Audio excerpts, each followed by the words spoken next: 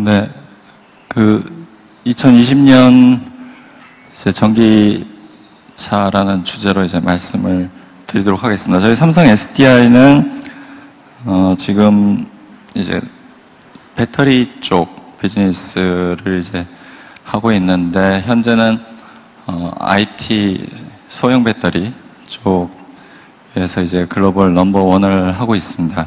근데 아시는 바처럼 지금 이제 예전 스마트폰이나 그리고 기존 뭐 태블릿, 노트 PC 이런 부분 쪽 비즈니스는 그 시장 자체는 좀 성장에 어느 정도 좀 정체를 가지고 있고, 그럼 넥스트 비즈니스가 무엇이냐 이런 부분에 대해서 사실 고민을 좀 많이 하고 있고요. 그래서 저희가 이 중장기 전략을 수립하면서도 이 전기차 관련된 부분들은 계속적으로 넥스트 비즈니스로서 저희가 계속 고민을 하고 있는 영역이긴 합니다. 근데 제가 한 2012년부터 이렇게 그 중장기 전략을 저희가 수립을 하면서 사실 지금 현재 세상이 워낙 빨리 변하고 비즈니스 환경도 워낙 빨리 변하기 때문에 그 중장기 전략 3년 후, 5년 후에 중장기 전략을 수립하고 그때 무엇이 될 것이냐, 그때 우리의 이 비즈니스 시장 규모는 얼마나 될 것이냐, 매출은 어떻게 될 것이냐 이런 부분을 예측한다는 건 굉장히 좀 지금으로서는 어쩌면 좀 무의미한 일일 수도 있는데, 하지만 이 어떤 디렉션을 가지고 가느냐, 이 우리가 하는 비즈니스가 어떤 방향성을 가지고 갈 것이냐, 그리고 그런 방향성에서 어떠한 뭐 디스트럽티브한 테크놀로지가 나와가지고 기존의 모든 이런 시장 판도를 와해시키는 것이냐 이런 부분들에 대해서 계속적으로 와칭을 하고는 있습니다. 하여튼 그런 측면에서 지금 이렇게 빨리 변하는 이 세상에서 과연 어떤 디렉션을 가지고 제가 비즈니스를 할 것인지 그런 부분에 대해 고민을 많이 하고 있고, 그 중에 이제 중요한 부분이 이제 또 전기차 부분이 되겠습니다. 이 전기차는 저희 이제 회사 입장에서는 굉장히 이 비즈니스 볼륨 면이나 이런 면에서는 굉장히 좀 큰 시장이기 때문에, 예를 들어서 지금 스마트폰에 들어가는 배터리 용량이 차 한 대는 거의 한 5,000배에서 10,000배까지 이런 배터리 용량이 들어가는 그런 시장이고, 연간 한 그런 자동차만 해도 한 1억 대 이상 되는 그런 시장들이기 때문에 그런 부분들에 대해서 굉장히 좀 주의 깊게 보고 있는 상황이고요. 그래서 과연 이 전기차가 이 세상을 바꿀 것이냐 이런 부분들에 대해서 지금 계속적으로 보고 있습니다. 사실 이 전기 자동차는 가솔린 자동차보다도 먼저 나왔었죠. 그래서 가솔린 자동차보다 먼저 나왔고, 그러나 가솔린 자동차나 이 디젤 자동차에 밀렸고, 근데 이 가솔린 자동차는 아시는 바와 같이 굉장히 에너지 효율 면에서는 뭐 한 20% 정도밖에 안 되는 그런 굉장히 비효율적인 부분도 가지고 있고, 그것을 극복하기 위해서 이제 디젤 자동차도 나오고 있습니다. 역시 그런 에너지 효율 측면에서는 그런 이제 비효율적인 측면을 가지고 있습니다. 하여튼 이 전기 자동차가 먼저 나왔음에도 불구하고 그동안 약 지난 한 130년 정도 동안은 기존 내연기관차가 이제 지배하는 그런 시대였는데, 그럼 앞으로 이 전기 자동차가 앞으로 이제 어떻게 될 것이냐라는 부분이 이제 관건이 될 것 같습니다. 지금 어젠가 그젠가요, 이제 애플이 타이탄이라는 프로젝트를 가지고서 2019년에 전기차를 하겠다라는 이제 월스트리트 저널 보고가 있었는데, 지금 어쨌든 이런 애플 같은 IT 기업들이 이제 스마트폰이라는 큰 하나의 혁명을 겪고 나서 넥스트 이제 타겟으로 그럼 이 전기 자동차를 선택한 것이냐, 이 부분에 대해서 이제 고민이 좀 되는 부분이 있고요. 기존 자동차를 쭉 하는 그런 기존 자동차 메이커들은 그럼 어떻게 이 전기 자동차 부분을 이제 어프로치 할 것이냐라는 부분. 이제 그러니까 뭐 자동차 같은 경우도 이제 현재 그 젊은 세대들한테는 이게 과연 얼마나 어트랙티브한 어플리케이션이냐, 이 부분에 대해서도 계속 좀 논란은 있죠. 젊은 친구들은 자동차에 대한 관심이 점점 떨어지고 있고, 뭐 자동차에서 어떤 기존에 우리가 생각했던 그런 드라이빙 펀보다는 그 안에서 다른 펀하는 것들을 이제 찾고 있기 때문에, 그래서 지금 이 기존 자동차 회사들은 어쨌든 어떤 형태로든 이제 전기 자동차를 새로운 이제 라인업으로 모델로서 이제 가져가는 부분이 있고, 그런 부분들이 각종 이제 모터쇼에서 나타나고 있는 상황이 있고요. 그리고 애플을 비롯한 이런 기존 IT 업체들도 현재 이제 스마트폰이 가져왔던 이런 이제 성장에서 넥스트로, 이 성장의 한계를 가지고 그다음 넥스트로 이제 전기차를 볼 수도 있겠다라는 이제 그런 모습들이 있는 것 같습니다. 중국에서도 소위 그 BAT라고 하는 뭐 바이두나 알리바바나 텐센트나 이런 회사들도 지금 이런 쪽에는 계속 얘기를 하고 있고요. 사실 전기라는 부분, 이 전기 자동차가 나왔지만은 한계를 가질 수밖에 없었던 부분은 이 전기가 갖는 이제 특성을 좀 볼 수밖에 없는데요. 전기라는 것이 지금 현재는 이제 굉장히 광범위하게 우리 주변에서 쓰이고 있잖아요. 근데 유독 이 운송수단, 수송수단에서만은 지금 활용이 잘 안 되고 있는데, 결국은 이게 그리드하고의 연결, 이런 부분에 이제 한계를 갖기 때문에 결국 전기차가 그런 좀 한계를 갖는 게 아닌가 싶습니다. 그래서 그리드와 어떻게 디스커넥트 시켜가지고 이 운송수단 쪽에서 이 전기를 잘 활용할 것이냐, 이런 부분이 이제 중요한 부분인데, 결국 거기에 이제 배터리라는 부분이 있는 거죠. 2012년도에 저희가 중장기 전략 수립할 때만 해도 제 기억으로는 이 전기차는 오기 쉽지 않을 거다라는 가장 큰 이유로서 이 배터리라는 얘기가 있었죠. 이 용량, 한번 충전한 다음에 주행할 수 있는 거리의 한계, 지금 뭐 내연기관은 500km 가지만 전기차는 한 150-60km밖에 못 간다. 그리고 충전 인프라도 지금 없다. 그리고 가격도 엄청나게 비싸기 때문에 지금 내연기관 차 대비 이렇게 배 이상의 페이를 해야만 이 전기차가 될 수 있다라는 얘기들을 했었습니다. 그래서 하지만 이 배터리의 용량을 계속 올리는 거는 좀 한계가 있죠. 오른쪽에 저 반도체 이제 그림을 표한 건데, 반도체는 뭐 무어의 법칙이니 황해 법칙이니 해가지고 기하급수로 팍팍팍 올라가는데, 전기차는 그 용량 자체를 올리는 데는 굉장히 좀 한계가 있는 것이 사실입니다. 근데 기억하시겠지만 2013년 7월이었나요?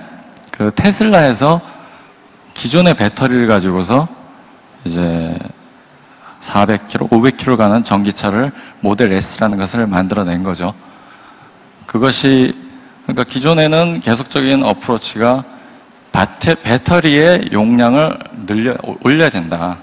보통 전기차에 한 100개 정도의 그 큰 라지 사이즈 배터리가 들어가는데, 이 100개에서 얼마나 이걸 이제 그 100개의 용량을 얼마나 올릴 것이냐라는 이제 어프로치가 계속 있었지만은, 테슬라는 그것을 깨고,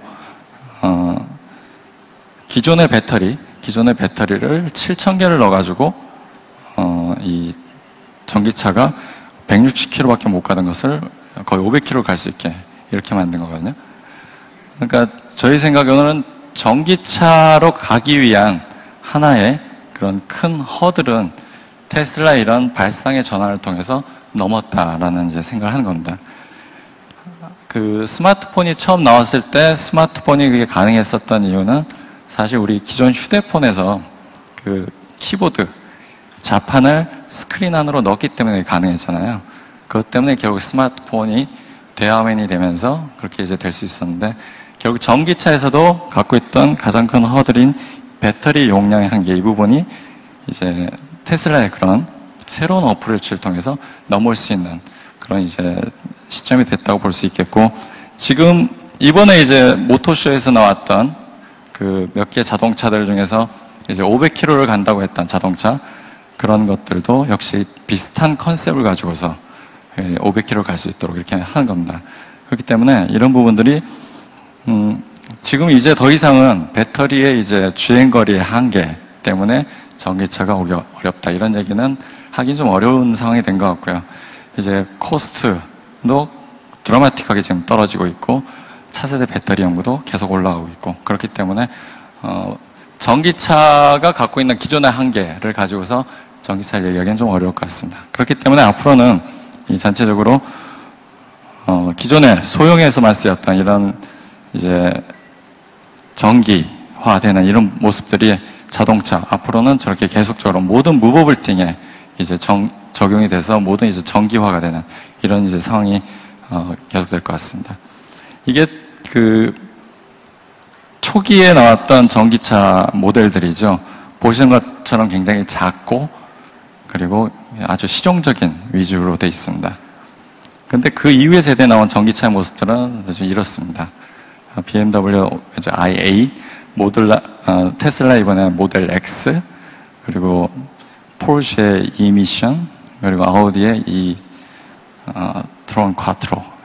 이렇게 이제 점점 전기차 관련된 모델들도 다양화되고 있고, 결국 자동차에 있어서는 그 자동차의 이 전기차가 활성화되기 위해서는 기존의 그런 한계들을 이미 뛰어넘은 상황에서 얼마나 다양한 모델 라인업을 가져갈 수 있느냐, 이런 부분들이 중요할 것 같고, 그런 면에서 본다면 이번 이제 프랑크푸르트 모터쇼에서 보여줬던 이러한 그 다양한 모델들, 이런 것들은 소비자의 선택의 폭을 확실히 넓힐 수 있는 그런 계기가 된 것 같고요. 그런 의미에서 이제 전기차의 이제 발전은 굉장히 낙관적이다라고 볼 수 있을 것 같습니다. 그래서 전기차로 인해서 이런 어떤 효율을 높인다든가, 그 부품의 단순화를 통해서 어떤 유지보수 비용이 준다든가, 그리고 뭐니 해도 이제 친환경 관련된 부분들, 그리고 미래 기술과 연계된 부분들, 앞서서 그 무인자동차 관련된 말씀을 하셨습니다만은, 이 무인자동차로 가면서 모든 첨단 그런 이제 테크놀로지가 자동차로 모이는 이제 이런 모습이 될 수 있을 것으로 생각을 하고 있습니다. 과거 한 100년간 이 오일 앤 가스와 그리고 자동차 간에는 이제 전 세계 산업에서 이 두 산업이 굉장히 긴밀한 관계를 가지면서 왔습니다. 그 결과로 보이는 게 그 포춘 500대 기업을 보시면은 보시는 바와 같이 2, 3, 4, 5, 6, 7, 12에 석유 회사들이 이렇게 자리를 하고 있죠. 그리고 8위, 9위에 우리가 잘 아는 자동차 회사가 이렇게 위치하고 있습니다. 이 의미는 지금 현재 전 세계의 산업을 주도하는, 그리고 전 세계 산업에서 가장 볼륨이 큰 10개 기업 중에서 지금 한 8개 기업 정도가 오일 회사와 자동차 회사로 이제 돼 있다는 이런 얘기입니다. 이제 이러한 산업 구도가 앞으로 이제 전기차 시대가 되면서 과연 어떤 변화를 가져올 것이냐라는 부분입니다. 아시겠지만 그 석유 사용의 한 70%는 자동차 쪽이거든요. 그러면 그런 석유 수요의 70%를 갖고 있는 자동차가 이제 전기화 된다고 했을 때, 그러면 이 에너지원으로서 전기로 바뀌었을 때 과연 석유 회사들이 어떤 선택을 할 것이냐, 그리고 이 둘 간의 긴밀한 과거 100년간의 관계는 어떻게 깨질 것이냐, 이런 것들이 앞으로 전기차 시대가 오면서 봐야 되는 중요한 관전 포인트가 아닌가 싶습니다. 이 전기차로 인해서 이것이 어떤 이제 파급 효과를 가져올 것이냐라는 부분은 사실 방금 말씀드린 그런 이제 기존에 전통적으로 가져왔던 그런 이제 오일과 그리고 자동차 회사 간의 그런 관계의 붕괴뿐만 아니라 지금 현재 그 서두에 말씀드렸지만 이제 IT 회사가 이제 이쪽으로 쭉 자동차 이제 인더스트리로 진입하면서 가져오는 이 자동차에서 어떤 변화가 올 것인지. 그러니까 기존에 우리가 자동차를 봤을 때 자동차는 이제 성능이 좋아야 되고, 그리고 가속 능력 좋아야 되고, 그리고 뭔가 디자인 멋있어야 되고, 하여튼 이렇게 이동 수단으로서만의 이제 자동차에서 앞으로 이런 IT 기업들이 이쪽 전기차에 들어오면서는 이 자동차의 컨셉 자체를 바꾸는 그런 형태가 될 것으로 생각합니다. 이제 휴대폰의 기능이 이제 스마트폰이 나오면서 휴대폰의 기능 자체가 거기에 카메라와 MP3와 이런 모든 기능들이 들어오면서 휴대폰의 그 기존 고유의 이제 쓰임새 자체를 바꿨듯이 자동차에도 결국 그런 이제 새로운 형태의 컨버전스가 일어날 것으로 이렇게 이제 생각을 하게 됩니다.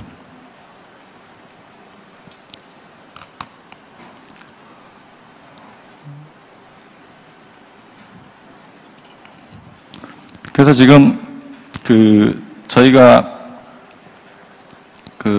서대도 중장기 전략을 쭉 수립하면서 이제 12년부터 13년, 14년, 지금 금년까지 이렇게 여러 가지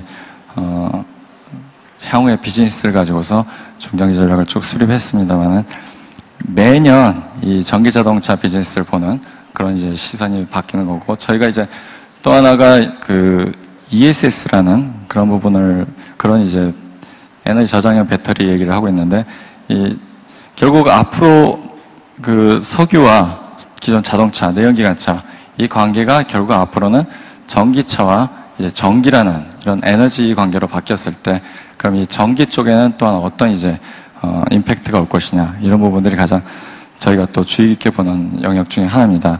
전기라는 영역도 사실 어떻게 보면 굉장히 비효율적인 그런 비즈니스일 수 있는데, 왜냐하면은 이 전기라는 것은 지금까지 해왔던 방식은 그 피크를 대응하기 위해서 피크에 맞는 그 용량을 갖췄고, 그 피크와 오프 피크 간의 그런 부분들이 이제 거의 한 지어놓고 50% 정도밖에 발전을 못하는 이런 이제 형태였고요. 그리고 또한 수요와 이제 그 공급 간의 거리가 있기 때문에 그런 부분들이 또한 긴 송배선로를 통해서 이것들을 해야 되기 때문에 그런 어떤 비효율이 있었고요. 하지만 앞으로 이렇게 전기차 시대가 되면서 많은 전기 수요가 발생하면서 이런 비효율들을 줄이기 위한 그런 많은 노력들이 일어날 것입니다. 그래서 뭐 마이크로 그리드 형태라든가, 그리고 스마트 그리드를 통해서 그런 것들을 하는 뭐 이런 형태들이 계속 일어날 것이고, 그래서 앞으로 이제 비즈니스는 전기차, 그리고 전기차가 가져오는 이런 전기 에너지원의 변화, 그리고 각종 IT 및 첨단 이런 인더스트리들이 이 자동차로 모이는 이런 굉장히 컨버전스한 그런 상황이 될 거라고 보여지고요. 그리고 무엇보다도 마지막으로 말씀드릴 수 있는 내용은 이 에너지란 것이 지금까지는 굉장히 불평등한, 그 불평등을 낳는 가장 큰 요인이었잖아요. 에너지를 가진 자와 가지지 못한 자, 이렇게 이제 나눠져서 가진 자가 이 세계를 어떻게 보면 이렇게 쥐는 이런 형태가 있었는데, 앞으로 이런 것들이 신재생 에너지라는 그런 새로운 에너지 소스를 가지고서 결합함으로써 이제는 에너지의 불평등을 없애는, 따라서 이 전기차라는 것들이 나오면서 결국 이렇게 에너지의 불평등까지 신재생 에너지와 결합해서 전기화되면서 에너지에 과연 오일 시대에 가졌던 그런 에너지 불평등까지 없애는 그런 이제 모습으로 나타날 것으로 생각합니다. 조금 이제 거창하게 말씀을 드렸는데, 하여튼 이 전기차가 가져오는 그런 파급력은 앞으로 굉장히 클 것으로 그렇게 생각하고 있습니다. 감사합니다. 네, 수고해주신 송호준 상무께 다시 한번 큰 박수 부탁드리겠습니다.